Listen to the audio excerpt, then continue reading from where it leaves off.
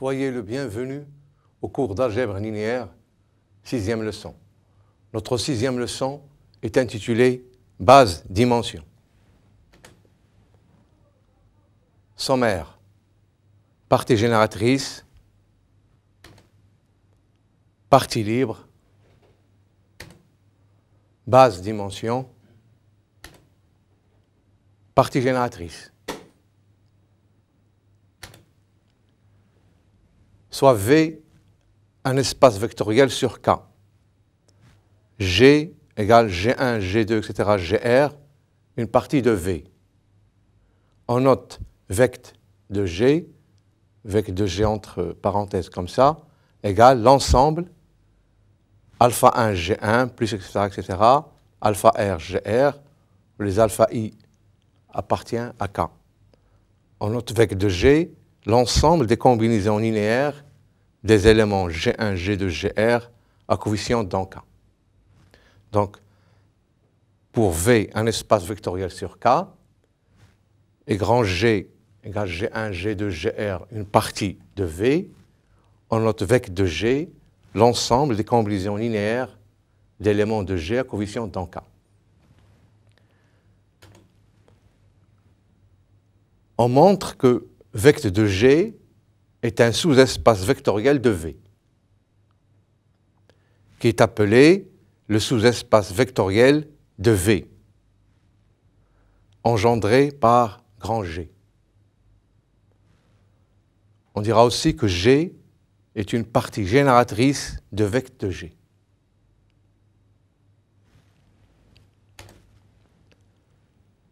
On montre que vect de G est le plus petit sous-espace vectoriel de V contenant G. Vect de G est aussi l'intersection de tous les sous-espaces vectoriels de V contenant G.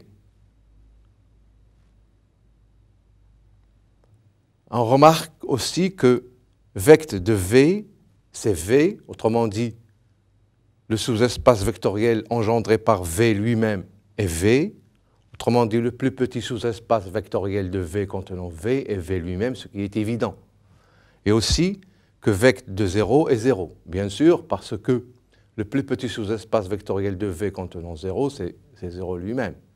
C'est le sous-espace réduit à 0. Donc on a bien vect de V, c'est V, et vect de 0, c'est 0. Définition. Soit V un espace vectoriel sur K.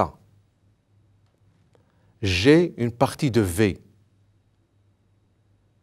On dit que G est une partie génératrice de V si V égale vect de G. Donc, une partie génératrice de V est une partie G telle que V égale vect de G. Ou, ce qui est équivalent à, quel que soit U appartenant à V, quel que soit U appartenant à V, il existe G1, G2, Gr éléments de grand G, et il existe alpha 1, alpha 2, alpha R éléments de K, tels que, bien sûr, R supérieur ou égal à 1, tel que U égale alpha 1 G1, plus etc., plus alpha R Gr. Donc je répète, une partie génératrice de V est une partie G telle que V égale vect de G. Ce qui revient à dire que tout élément de U de V, pour tout élément U de V, il existe G1, G2, Gr éléments de G tels que, et alpha 1, alpha 2, alpha R éléments de K tels que U égale alpha 1 G1 plus alpha 2 G2 plus etc. plus alpha R Gr. Autrement dit, que G est une partie génératrice de V, si seulement si, tout élément U de V est une combinaison linéaire à coefficient dans K d'éléments G1, G2, Gr de G. Bien. Exemple. Premier exemple, on se situe dans l'espace vectoriel V égale R3. V égale R3, vous savez que c'est un espace vectoriel sur R. On considère le vecteur G1 égale à 1, 0, 3, et le vecteur G2 égale 2, moins 1, 1. Le sous-espace vectoriel de R3 engendré par G est, par définition, vecteur de G, les notés vecteurs de G égale alpha G1 plus bêta G2 avec alpha et bêta éléments de R, autrement dit des scalaires. Donc, en effectuant les calculs, on trouve que c'est alpha plus 2 bêta, virgule, moins bêta, virgule, 3 alpha plus bêta, où alpha et bêta parcourent R. Donc, vecteur de G, ce sont les éléments de R3, les triplés, qui sont de la forme, notez-le bien, alpha plus 2 bêta, virgule, moins bêta, virgule, 3 alpha plus bêta.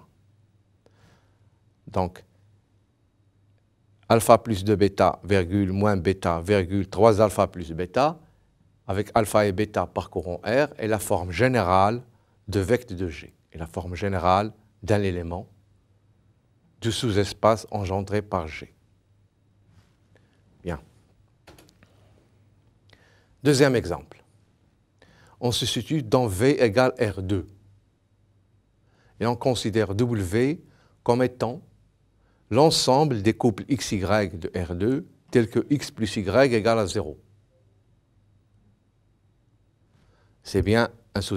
Bien évidemment, c'est un sous-espace vectoriel de R2.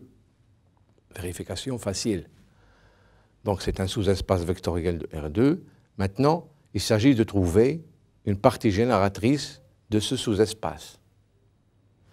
Si U appartient à W, alors U va s'écrire U égale XY avec X plus Y égale à 0.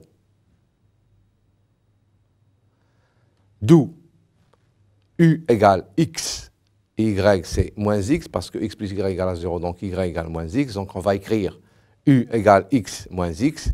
Et là on peut mettre X, on peut faire sortir le scalaire X. Donc ça va faire 1 moins 1. Donc si on pose G1 égale 1 moins 1, on a W égale vecteur de G1. Parce que justement, tout élément U de W va s'écrire U égale X fois G1. Ça, c'est G1. Donc finalement, W, c'est le sous-espace engendré par G1, ou encore que grand G égale la partie formée par G1 est une partie génératrice de W. Donc ici, on a exhibé, dans cet exemple, on a exhibé une partie génératrice d'un sous-espace vectoriel. En général, on est amené à trouver une partie génératrice d'un sous-espace vectoriel ou d'un espace vectoriel. Et en général, on prend un élément. En général, quand on travaille dans un espace vectoriel, on prend un élément et on essaie de l'écrire sous forme de combinaison linéaire d'éléments donnés. Bien. Troisième exemple, on considère K égale à R ou C. Ça dépend. On prend soit K égale R ou C. Et N un entier supérieur ou égal à 1. On considère l'ensemble K à la puissance N qui est l'ensemble des N uplés à coefficient dans K. On a vu que cet ensemble-là est un espace vectoriel sur K. Il s'agit maintenant de trouver une partie génératrice de cet espace vectoriel. Il s'agit de trouver une partie génératrice de cet espace vectoriel. La partie G égale, son premier vecteur c'est E1 égale à 1, 0, 0, 0. Deuxième vecteur c'est E2 égale à 0, 1, 0, 0, 0, etc. etc. Le nème vecteur c'est En égale 0, 0, 0, 0, 1. Et on montre que cette partie G est une partie génératrice de Kn. Autrement dit, on peut montrer que tout élément de Kn est une combinaison linéaire des éléments E1, E2, En. Voyons comment. Je prends X1, Xn, un élément de Kn.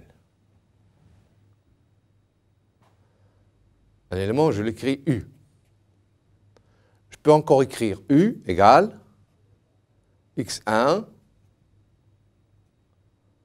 je peux mettre 0,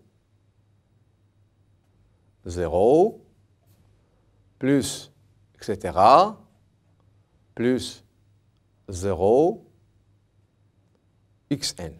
Donc, c'est comme si j'ai écrit U égale à x1, x2, xn sous la forme de la somme de x1, 0, 0, 0, plus, etc., plus 0, 0, 0, xn. Donc, je l'écris sous la forme de la somme de x1, 0, 0, 0, 0, plus, etc., plus 0, 0, 0, xn.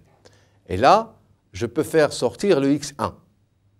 Donc, je vais écrire x1, 1, 0, 0, plus, etc., xn, 0, 0, 1. Donc, finalement, je peux écrire x1, e1, plus xn, en. Donc, vous voyez bien que mon vecteur u de Kn s'exprime comme étant u égale x1, e1, plus, etc., plus xn, en. Donc, finalement, que e1, e2, en est une partie génératrice de Kn, comme on le dit ici. Bien. Le deuxième paragraphe de cette leçon est intitulé « Partie libre ».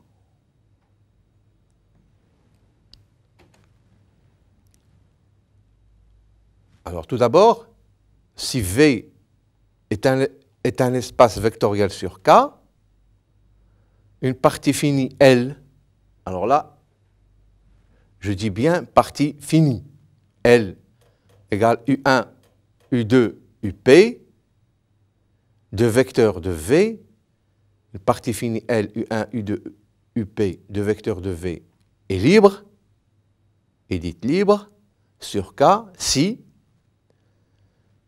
à chaque fois qu'on a une combinaison linéaire nulle, lambda 1, U1, plus, etc., lambda P, UP égale à 0, avec les lambda I éléments de K, alors lambda I égale à 0, quel que soit I, compris entre 1 et P.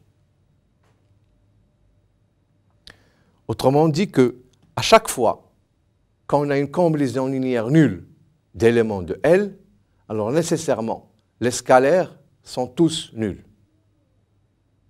C'est ça la définition de libre. Une partie L est libre, partie finie L de V est libre, si seulement si,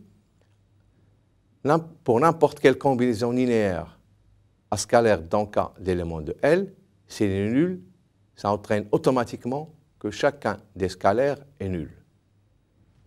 Ce qu'on traduit comme ça. Si lambda 1, U1 plus lambda 2, U2, etc., plus lambda P, UP égale à 0 avec lambda I dans K, alors implique que quel que soit I compris entre 1 et P, lambda I égale à 0. Donc vous voyez bien que ça veut dire que la seule combinaison linéaire nulle d'éléments de L est la combinaison linéaire avec les scalaires nuls.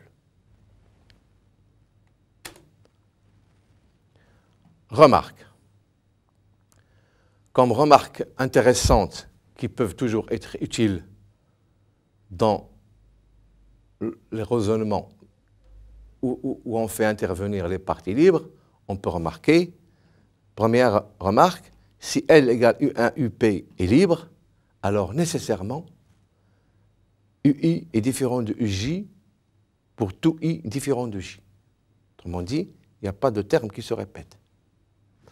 Deuxième chose, deuxième remarque, c'est que si L égale U1, UP est libre, alors nécessairement, tous les éléments sont non nuls. La partie vide notée comme ça, ou encore comme ça, est libre. est libre, comment on peut voir que cette partie est libre? Ben, vous avez la partie vide. Il s'agit de montrer que cette partie est libre. Ça revient à faire quoi? Ça revient à prendre pour toute combinaison linéaire nulle d'éléments du vide, à chaque fois qu'il est nul, implique automatiquement que les scalaires sont nuls.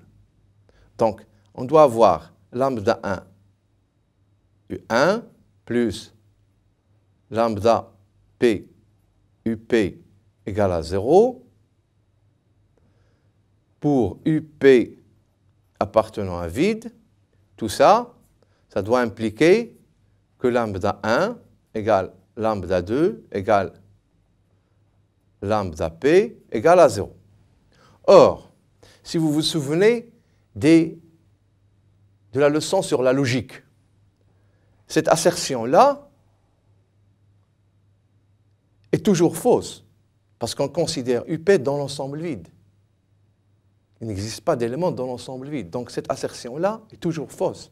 Donc l'implication tout entière est vraie, parce que vous savez que faux implique n'importe quoi, c'est toujours, l'implication est toujours vraie. Donc, vu que cette assertion est fausse, l'implication tout entière est toujours vraie. Donc, finalement, l'ensemble vide est libre, parce qu'il vérifie l'implication de définition. Bien. Donc, comme je l'ai dit à la troisième remarque, la partie vide est toujours libre. Exemple de partie libre. Ben, je considère la partie, elle, formée par les éléments de R4 qui sont 1, 2, 3, 4, 0, 1, 0, 2, 1, 4, 2, 0. Une partie formée de 3 vecteurs dans R4. Montrons qu'il est libre sur R.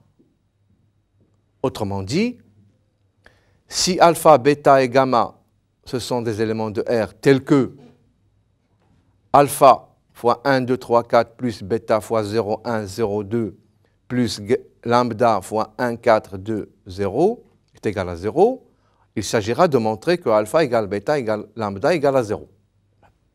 On applique la définition. Il faut vérifier que la définition est bien satisfaite. Donc, je considère une combinaison linéaire nulle, alpha fois le premier vecteur plus bêta fois le deuxième vecteur, plus lambda fois le troisième vecteur, égale à 0. 0 ici, bien sûr, 0 de R4, c'est le quadruplé 0, 0, 0, 0. Hein? Vous savez bien. Donc, une fois qu'on a écrit cette équation, il faut maintenant passer à l'étape suivante, c'est-à-dire effectuer les calculs. Alors, on aura alpha, 2 alpha, 3 alpha, 4 alpha, plus 0 bêta, 0, 2 bêta, plus lambda, 4 lambda, 2 lambda, 0, égale à 0, 0, 0. Donc ça va faire alpha plus lambda, virgule, 2 alpha plus bêta, plus 4 lambda, virgule, 3 alpha plus 2 bêta, virgule, 4 alpha plus 2 bêta, égale 0, 0, 0. Donc finalement, on va avoir alpha plus lambda égale à 0, 2 alpha plus bêta plus 4 lambda égale à 0, 3 alpha plus 2 bêta, 2 lambda égale à 0, puis 4 alpha plus 2 bêta égale à 0. Et ces 4 conditions sur alpha, bêta et lambda donnent nécessairement alpha égale bêta égale gamma égale 0. Donc vous voyez que j'effectue le calcul. On aura alors ces conditions-là, ces 4 équations, et qui donnent que nécessairement alpha égale bêta égale lambda égale à 0. Bon.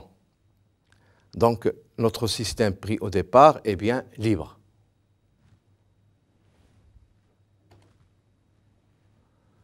Aussi, on définit le concept de partie liée. Alors, une partie L égale à U1, UP est liée sur K, bien sûr, liée en tant que partie d'un espace vectoriel sur K, donc on aura dit liée sur K, comme libre sur K, on doit aussi préciser sur K, est liée sur K, si elle n'est pas libre sur K, bien sûr.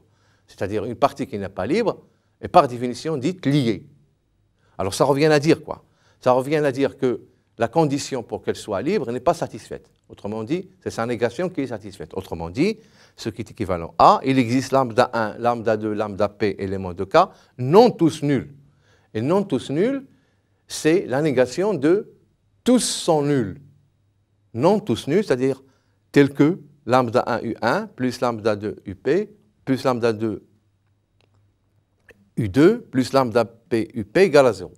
Autrement dit qu'il existe au moins un lambda I ici parmi les lambda I, il existe au moins un qui n'est pas nul, avec cette condition-là égale à 0. Donc une partie liée, en fait, c'est une partie L est liée, ça veut dire qu'il existe une combinaison linéaire nulle d'éléments de L avec des scalaires non tous nuls. C'est ça, lié. Bien. Autrement dit, si lambda J est le terme non nul parmi les scalaires lambda 1, lambda 2, lambda P, alors on pourra écrire en multipliant par lambda J moins 1 et en mettant de l'autre côté, on aura UJ égale sigma pour I différent de J, lambda J moins 1, lambda I UI. Et vous voyez que UJ sera alors une combinaison linéaire des autres vecteurs UI, avec I différent de J. Et ça, c'est important de le savoir pour une partie liée. C'est-à-dire qu'il existe toujours un vecteur parmi la partie liée qui est combinaison linéaire des autres vecteurs. Donc, dans le cas de deux vecteurs, U1, U2 est lié s'il existe lambda appartenant à K tel que U1 égale lambda U2. Pour le cas de trois vecteurs, U1, U2, U3 est lié s'il existe lambda et bêta tel que U1 égale lambda U2 plus bêta U3. C'est-à-dire U1, combinaison linéaire des autres. Donc on pourra dire plus généralement qu'une partie L est libre si seulement si il existe un vecteur de cette partie qui est combinaison linéaire des autres. On pourra dire aussi comme ça.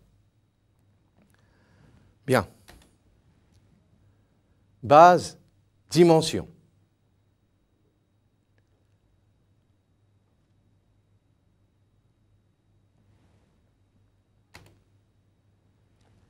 Définition.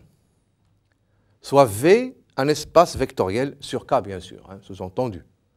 Une base de V est une partie génératrice et libre de V sur K, bien entendu. Donc, une partie qui est à la fois génératrice et libre, c'est ce qu'on appelle une base de l'espace vectoriel.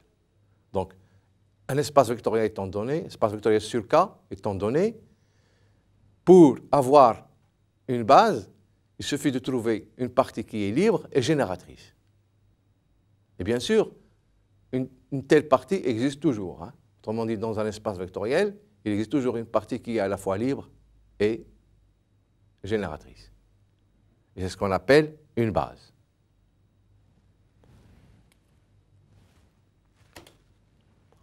Exemple. L'exemple classique qu'on peut voir, c'est V égale à Kn, et je prends la partie génératrice vue précédemment, dans le premier paragraphe sur la partie génératrice. On avait vu que E1 égale à 1, 0, 0, 0, etc., En égale à 0, 0, 1, est une partie génératrice. Bon, on va vérifier aussi que c'est une partie libre, et donc finalement, que bêta égale, grand bêta égale E1, E2, En, encore grand B, on peut l'appeler grand B égale E1, E2, En, est une base de Kn, qu'on appelle la base canonique de Kn. Alors, tout à l'heure, on avait vu que E1, E2, En était une partie génératrice de Kn. Maintenant, vérifions que E1, E2, En est une partie libre de Kn. Donc, je prends lambda 1, E1, plus lambda n, En, égale à 0. Ça voudra dire que lambda 1 fois 1, 0, 0, plus, etc., etc., etc., plus lambda n 0, 1, 0 égale 0, 0. En effectuant les calculs, on a alors lambda 1, lambda 2, lambda n égale 0, 0, 0. Donc, ce qui donne lambda 1 égale lambda 2 égale lambda n égale à 0. Donc, finalement, la partie E1, E2, En est libre. Donc, je peux dire que la partie E1, E2, En, étant déjà génératrice, est une base de Kn. Et cette base, c'est ce qu'on appelle la base canonique de Kn. Et souvent, on l'utilise comme base de Kn. Parce que c'est une base qui est automatiquement donnée. Hein. Il suffit de prendre 1, 0, 0, 0, etc., 0, 0, 0, 1.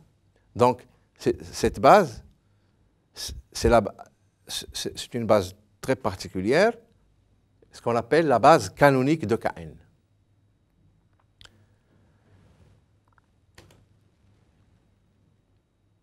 Soit V, un autre exemple, soit V égale à R3. On se situe dans l'espace vectoriel R3. Vous savez que c'est un espace vectoriel sur R.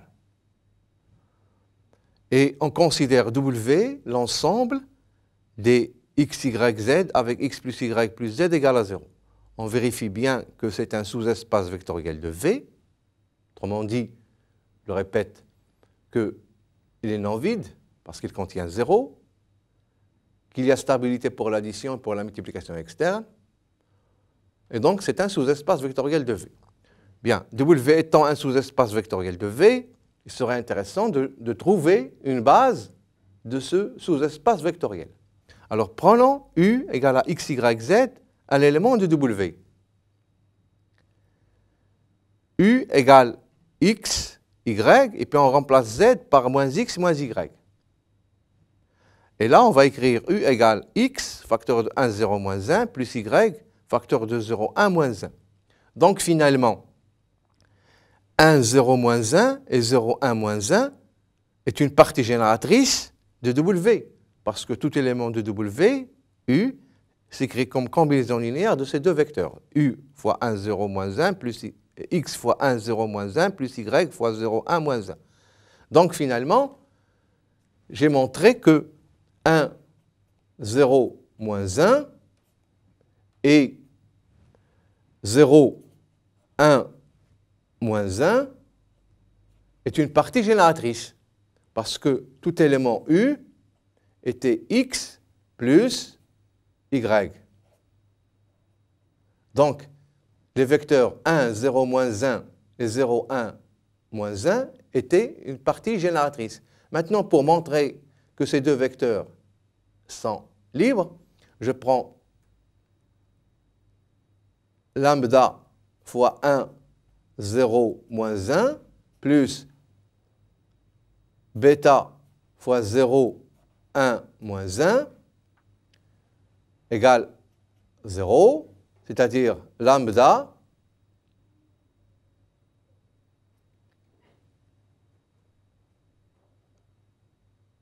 bêta moins lambda moins bêta égale à 0, mais 0 là, c'est 0, 0, 0. Donc, ça implique finalement que lambda égale bêta égale à 0. Donc, finalement, on a montré que 1, 0, moins 1 et 0, 1, moins 1 formaient bien une base de W.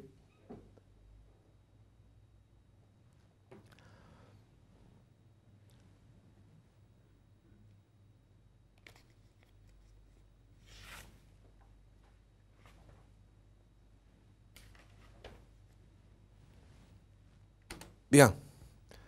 Un autre exemple, c'est l'ensemble que je note K indice n de x, qui est l'ensemble des polynômes P appartenant à K de x, autrement dit, c'est l'ensemble des polynômes à coefficient dans K, qui sont de degré inférieur ou égal à n. On vérifie bien que c'est un espace vectoriel sur K. D'ailleurs, on l'a vu dans la leçon précédente sur les polynômes que on peut même voir que Kn est un sous-espace vectoriel de l'espace vectoriel K de x. Kn de x, on peut même voir que c'est un sous-espace vectoriel de l'espace vectoriel K de x. En tant qu'espace vectoriel, Kn de x admet la partie 1x, x carré, etc., xn. Cette partie-là est une partie à la fois génératrice et libre de Kn de x. Autrement dit, que la partie 1x, x carré, xn est une base de Kn de x. Vous voyez bien que cette partie-là, elle est bien libre et elle est génératrice de Kn de x. Donc c'est une base de Kn de x. La vérification est immédiate.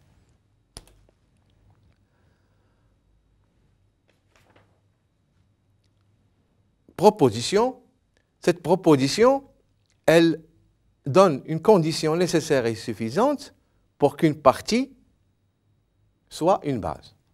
Alors, tout d'abord, soit V un espace vectoriel sur K. Une partie ordonnée B égale E1, E2, En est une base de V si seulement si, quel que soit U dans V, c'est-à-dire pour tout élément U de V, il existe des scalaires, lambda 1, lambda 2, lambda n de K, des éléments de K, c'est-à-dire des scalaires, uniques, c'est essentiel comme condition, unique, tel que U égale lambda 1, E1, plus, etc., plus lambda n, En. Autrement dit que, pour qu'une partie E1, En soit une base de V, il faut que vous puissiez exprimer tout vecteur de V comme combinaison linéaire des vecteurs U1, U2, Un à coefficient à scalaire dans K, mais ceci d'une manière unique. Dans ce sens, bien sûr. Hein? E1, puis E2, puis En. Mais, je dis bien, d'une manière unique. Autrement dit, que les lambda 1, lambda 2, lambda n doivent être uniques.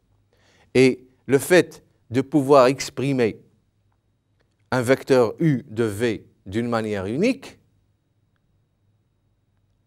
ça implique que cette partie E1, E2, En est libre et aussi génératrice. Donc c'est une base. Donc c'est bien une condition nécessaire et suffisante pour que une partie E1, E2, En soit une base de V.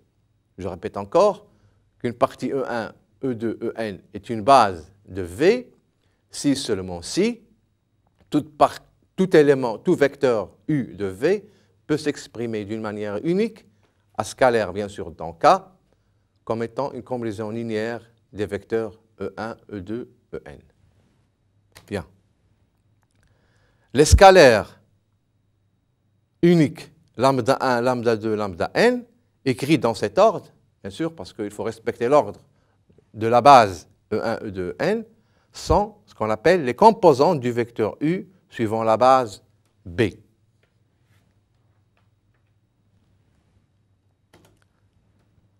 Et on écrira U égale sigma de lambda IEI de I égale à 1 à N. Et aussi, on utilise l'écriture matricielle qui est matrice de U par rapport à la base B égale lambda 1, etc., lambda n. Donc, on peut soit écrire comme ça, en utilisant le signe somme, soit en utilisant l'écriture matricielle. Souvent, on utilise cette formulation parce qu'elle est très, très pratique. Matrice de U par rapport à la base B, et on spécifie bien sûr par rapport à quelle base. C'est essentiel de spécifier la base par rapport à laquelle on travaille.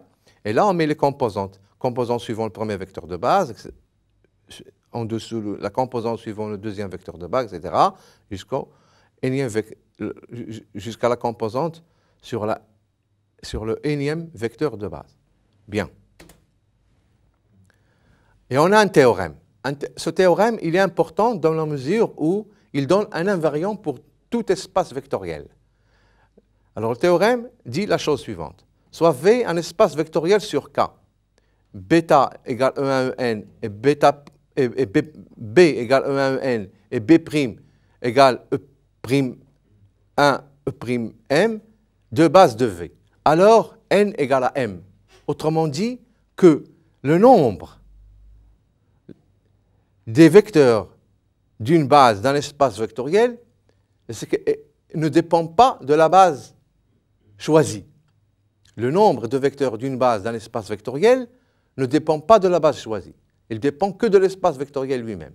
Donc, le fait de pouvoir dire que deux bases quelconques ont toujours le même nombre d'éléments permet de poser la définition suivante. On dira que le nombre de vecteurs d'une base d'un espace vectoriel V sur K s'appelle la dimension de V sur K et se note dim indice K de V. Donc dim indice K de V, qui est appelé la dimension de V sur K, c'est le nombre d'éléments d'une base quelconque de V. Une base, bien sûr, de V sur K, en tant qu'espace vectoriel sur K. Bien. Exemple. Tout à l'heure, on avait vu que Kn était un espace vectoriel qui admettait pour base la base canonique, qui était formée de n vecteurs. Donc, la dimension de Kn sur K est n. Aussi, on avait vu que Kn de x admettait 1, x, x carré, etc., xn comme base. Donc, la dimension est n, parce que cette base est formée de n vecteurs qui sont 1, x, x carré, etc., xn. Bien. Pour un autre exemple, prenons pour i compris entre 1 et m et j compris entre 1 et n, la matrice dont tous les termes sont nuls. C'est-à-dire la matrice notée EIJ dont tous les termes sont nuls, sauf celui situé sur la ième ligne et la jème colonne qui est égale à 1. Je répète, EIJ, c'est la matrice de type Mn dont tous les termes sont nuls, sauf celui situé sur la ième ligne et la jème colonne qui est égale à 1. La partie EIJ est une base de Mn de K, et donc la dimension de Mn de K, c'est le nombre d'éléments de cette partie qui est bien sûr Mn. Donc si A égale à AIJ élément de Mn, on peut écrire A égale sigma pour I variant de 1 jusqu'à M et J variant de 1 jusqu'à N, AIJ, EIJ. Donc EIJ est bien une base de M indice Mn de K. En particulier, la dimension de Mn de K, c'est-à-dire la dimension de l'ensemble des matrices carrées d'ordre n au coefficient dans K, est n fois n, c'est-à-dire n au carré.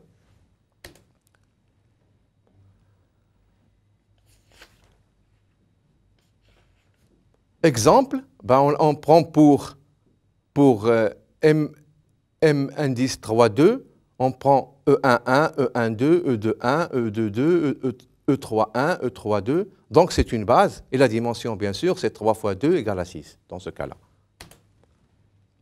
Proposition, cette proposition est toujours utile. Soit V un espace vectoriel sur K de dimension n, alors toute partie libre de V admet au plus n vecteurs.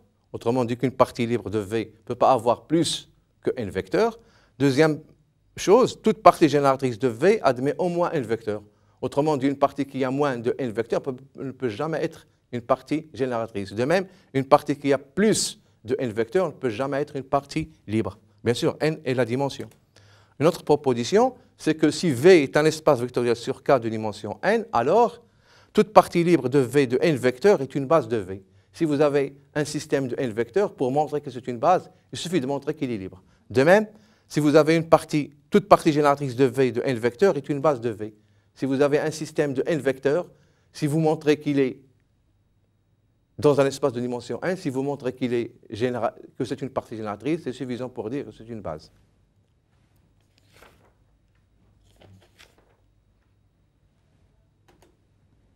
Une autre proposition, c'est que si V est un espace vectoriel et W un sous-espace vectoriel de V, alors nécessairement la dimension de W est inférieure ou égale à la dimension de V. Si V égale à 1, V est une droite vectorielle. Si V égale à 2, V est un plan vectoriel. Donc si V égale à 1, c'est ce qu'on appelle une droite vectorielle. Si dimension de V égale à 2, V est un plan vectoriel.